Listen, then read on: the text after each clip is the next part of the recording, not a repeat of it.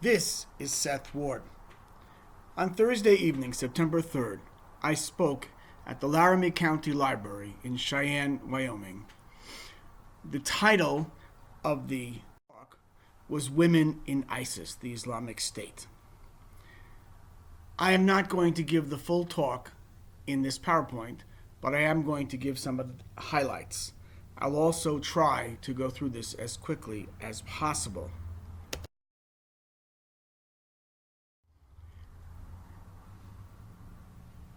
The problem of women and the Islamic State has captured a lot of interest in the news.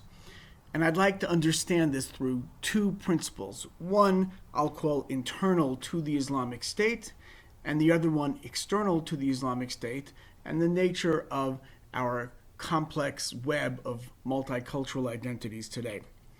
The internal idea is the radical restructuring and goal shuffling by co-opting powerful symbols, texts, narratives, and practices.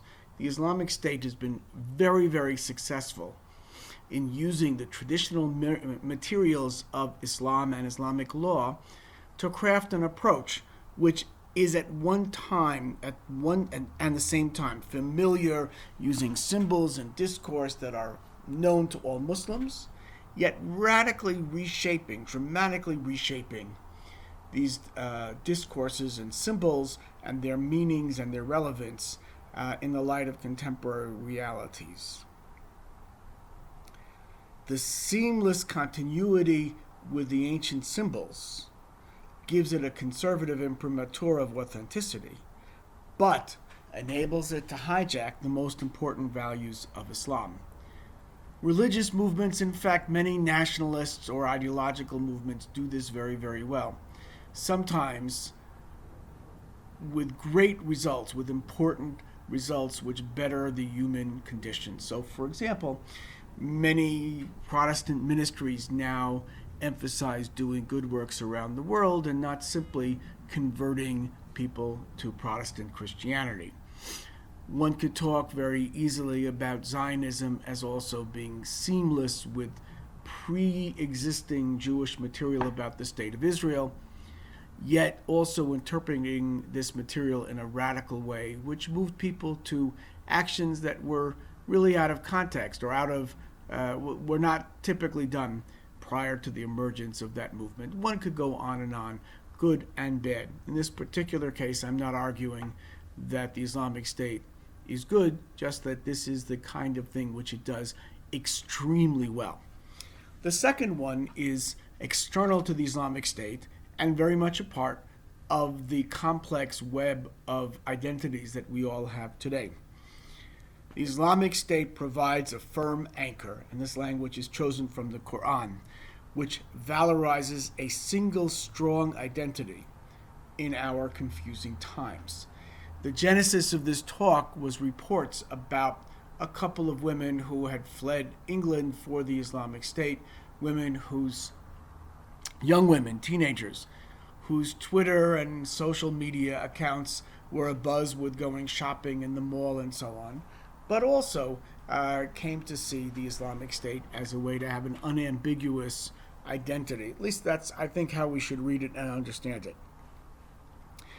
All of us, no matter where we are, and this is intrinsic to all life, have competing roles: parents, children, various identity groups, religious, national, ethnic, social, political, and other orientations. Well, here is an image of the women leaving to go to become supporters of the Jihadi movement. And I use the word Jihadi movement because the jihadis use it themselves. Most Muslims understand jihad as an idea that involves striving for any good goal. A CNN piece that appeared in May of this year suggested that they were tracking somewhat in the order of over 100 foreign female recruits to the Islamic State.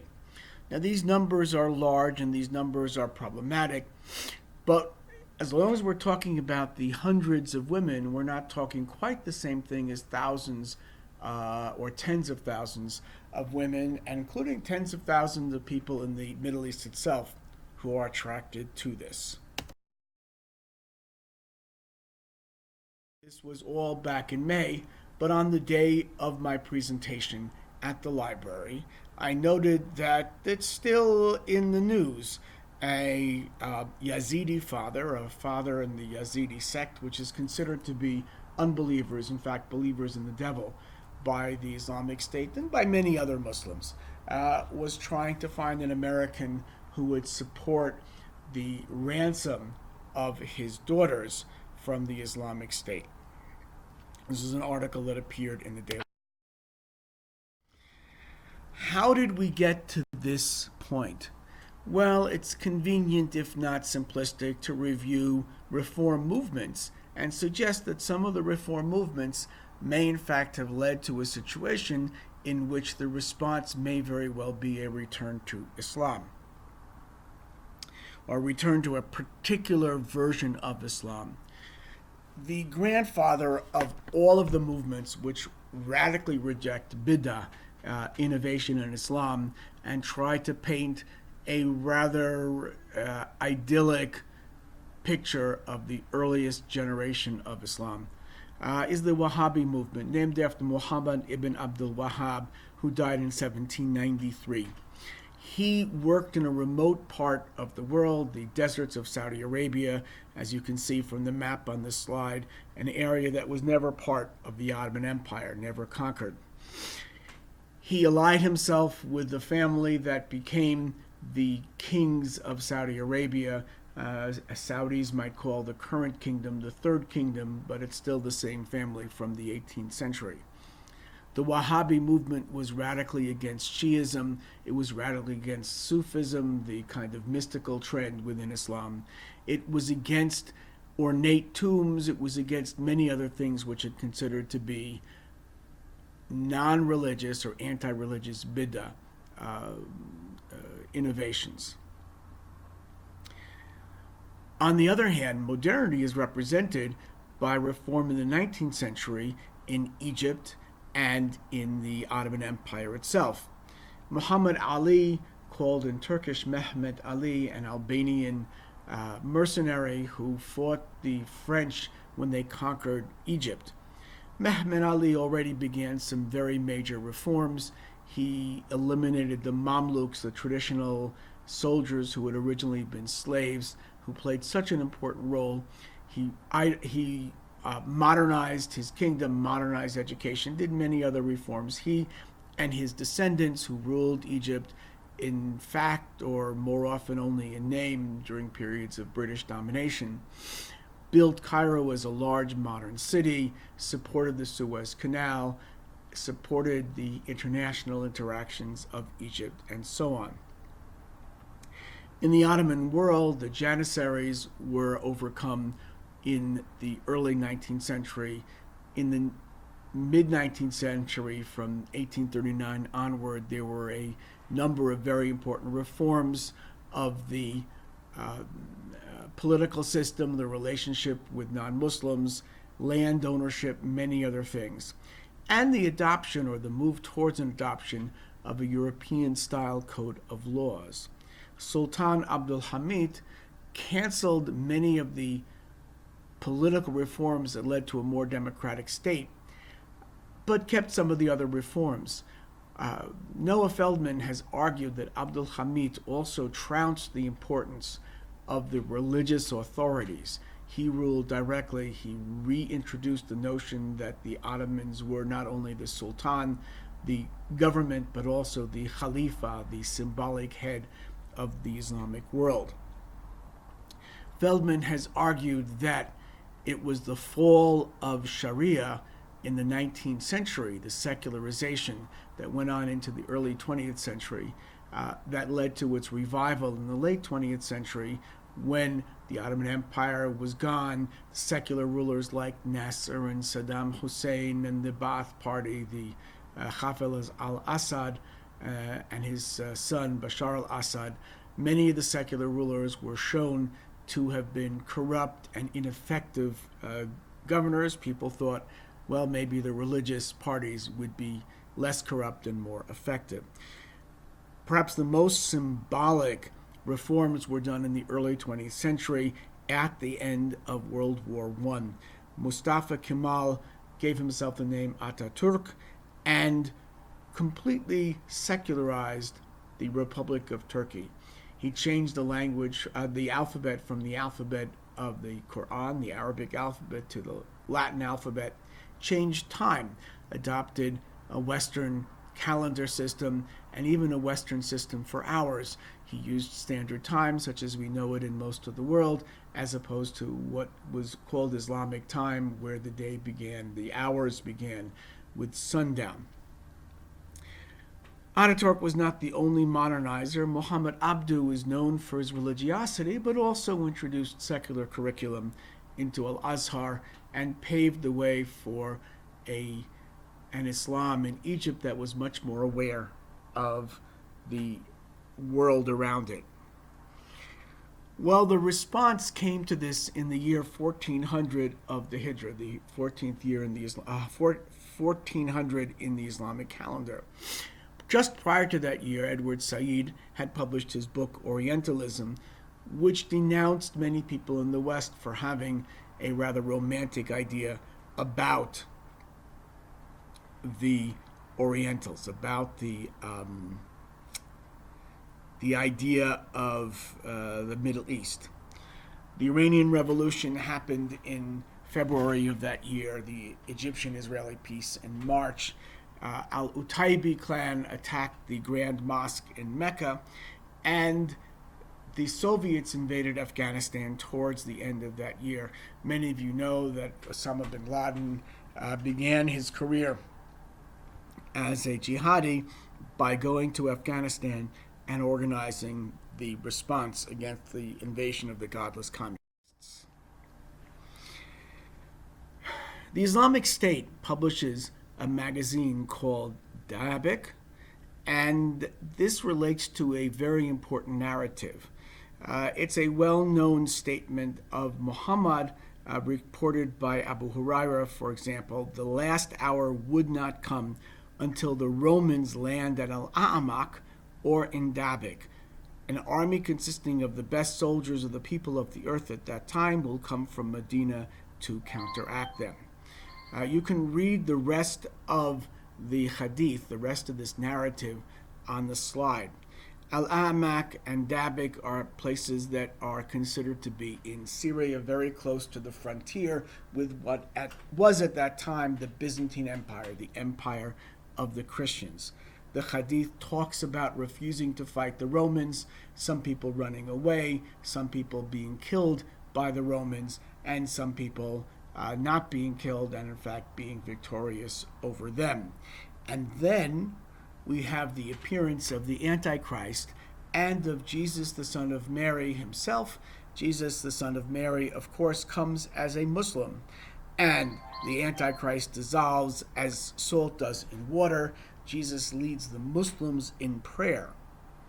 And this is the beginning of the redemption and the glorious period of Islam. The magazine is called Dabiq, and it's named after this location, of course. Issue 9 is perhaps the most important one for our purposes. It came out in May of this past year. I have on the slide the cover of the magazine and one of the images, just to give you an idea. This is a picture that is described as the Blessed Raid on the Twin Towers in New York. There is a description of human beings plotting against ISIS, but God is a better plotter. And there's a description of the relationships with the Al-Qaeda groups. The most important article with the relationship of the Islamic State to women is one that's called Slave Girls or Prostitutes. The woman, Sumayyah al-Muhajira, began with some of the important Quranic verses and hadiths about the status of women and about marriage. She then goes on and she talks, for example, about milk al-yamin, the right hand's possession, female captives separated from their husbands, especially if their husbands are harbis, people of war, and they are lawful for sexual activity even without pronouncement of divorce from their husband. And that's not a problem. Sabi is taking slaves through war. It's a great prophetic sunnah containing many divine wisdoms and religious benefits, regardless of whether or not people understand that taking slavery is so good. At least this is what she's writing. She gives an argument from the Sirah, the history of the Prophet of God, who is praised for killing unbelievers and enslaving their children and women. Towards the end of the article, she decries the people who appeared on the screens of falsehood, presumably the internet and television, who have run away from the Islamic State and, according to her, making up lies, writing false stories, and so on. Well, she dispatches them according to her own viewpoint very, very quickly. She says, who are you going to believe? We, the Islamic State, who have a divine praiseworthy law? Or are you going to understand people whose evil is such that the mountains crumble in shock? Then she compares the sexual interaction, the sexual intercourse with slave girls taken by Allah's command, as opposed to prostitutes, an evil not denounced, according to Sumayyah, by the Kufar, the unbelieving West. And you can read more about what she has to say. What is your law? Who is your Lord? The Caliphate soldiers revived the Sunnah tradition or extinguished religious innovation, and you shout about lewdness and heresy. He describes the burping and suggests that the people in the West or the non-Muslims will wait for the Caliphate. The final comment in this passage is one that made an awful splash in the text. He suggests that slave markets will be established against the will of the politically correct, and she ends, who knows, maybe Michelle Obama's price will not be even a third of a dinar, and actually a third of a dinar is too much for her on these slave markets. Well, the idea, everything old is new again. The idea is that Quran and Hadith statements, those are statements in Islamic scriptures, supposedly according to Islamic tradition, the word of God as revealed through Muhammad, and the statements about what Muhammad said or did or observed without making any negative comment. These are understood in complex ways by the Islamic tradition. It would be unthinkable and irresponsible for an Islamic jurist to confuse the category of permitted, something that's allowed, or with something that's required, or to give a reference in the Quran or the Hadith without also talking about the limits or the context. Of course, the Islamic State does not do this. They selectively quote this material, and they have this idea that they are going to reinstate the glorious period of the lifetime of the Prophet, using all of those things as precedents. One area that they talk about is jihad, a word that in Arabic means to exert oneself, and usually to exert oneself for the good. Many Muslims today will cite a statement described to Muhammad, may not be accurate, saying that the jihad of the interior, the jihad about making yourself a better person, is far more difficult and far more important than the jihad of the exterior, fighting on behalf of Islam. In any case, there is a Quranic passage: kill the polytheists wherever you find them, capture them and besiege them, sit and wait for them in every place of ambush. This is called the sword verse. In context, it says only at a certain time, and it talks about things that could happen that might impact and limit the jihad. A second idea that they have is not only the reinstitution of the idea of fighting for Islam, but also of the jizya, the payment of tribute, and those who don't pay tribute are liable to be killed. This is based on another verse from Quran chapter 9, verse 29.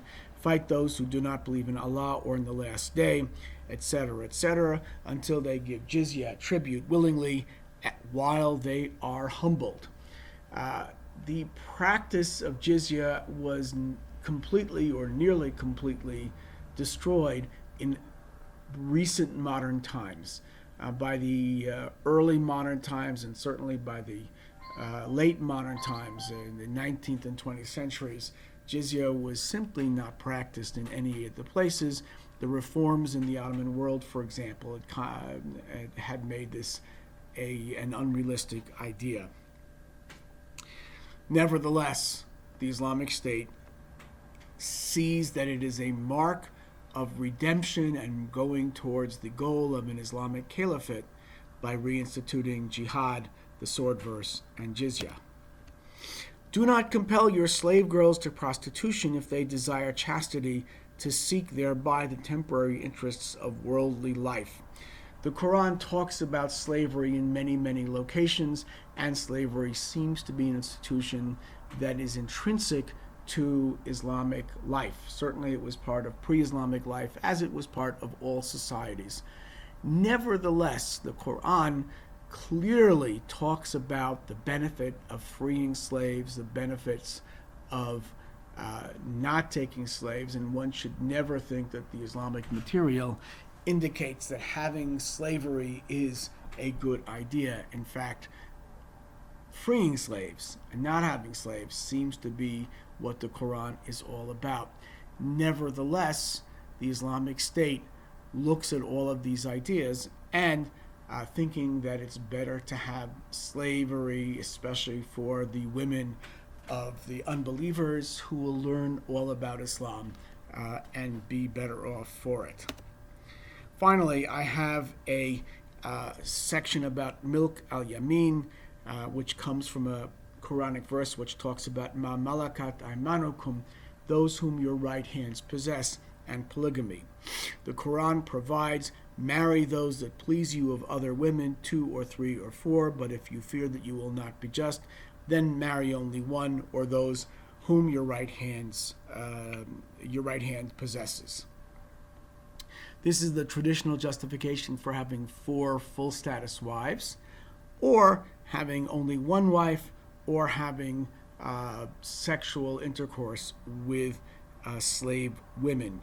And again, this idea is very much a part of the modern Islamic State approach. In context, the chapter 4, verse 3 refers to women among the orphans. And again, I know of no Islamic source that says kill the parents, just out of context, kill the parents, so that the women are orphans, so that you can fulfill the dictates of chapter 4. There is the sword verse, which talks about war, and there is the unfortunate fact that the enemies are killed. But no one goes out and says, well, you should do this in order to have the slave girls. And one could sometimes think that this is a way the Islamic State reads this material. Perhaps I'm reading too much into it, but these are 4 areas: the idea of fighting for Islam, the idea of subduing and fighting those who don't believe in Allah until they are humbled and humiliated. If they are not prepared to give the tribute willingly, then they may be killed. Slavery as being something desirable in Islam, and the institution of slavery showing that the caliphate is upon us, and the idea of ownership of women, allowing to have sexual intercourse with them. Finally, I return to my slide about the 2 themes which help us understand the attractiveness of the Islamic State to women and to men. The first of these is internal. The Islamic State has successfully offered a radical restructuring and goal shuffling, co-opting powerful symbols, texts, narratives, and practices of Islam. creating something which is perceived as continuous with the early period of Islam, in fact, even celebrating the glorious period in the lifetime of Muhammad and his immediate associates. This gives it a conservative imprimatur of authenticity, yet many in the Islamic world who are outside the orbit of ISIS would consider this to be a hijacking of the most important values, and certainly anybody who is a responsible jurist would see that in areas such as jihad, jizya, slaves, marriage, sexual slavery, they go beyond the letter and the spirit of Islam. The second one is external to the Islamic State in the sense that this is an issue that all of us face. In our multicultural age, where many people, including many young people, have to deal with trying to understand who we are, balancing very contradictory values, the Islamic State provides a single strong identity. All of us have competing roles: parents, children, various identity groups, religion, national, ethnic, descent groups such as Pakistani or Egyptian in this case, social roles, political ideology, other orientations, you name it. A very difficult time for young people who want to go to the mosque, they want to perfect their ideology and their orientation, they want to go to the mall, whatever it might be. All these things are competing.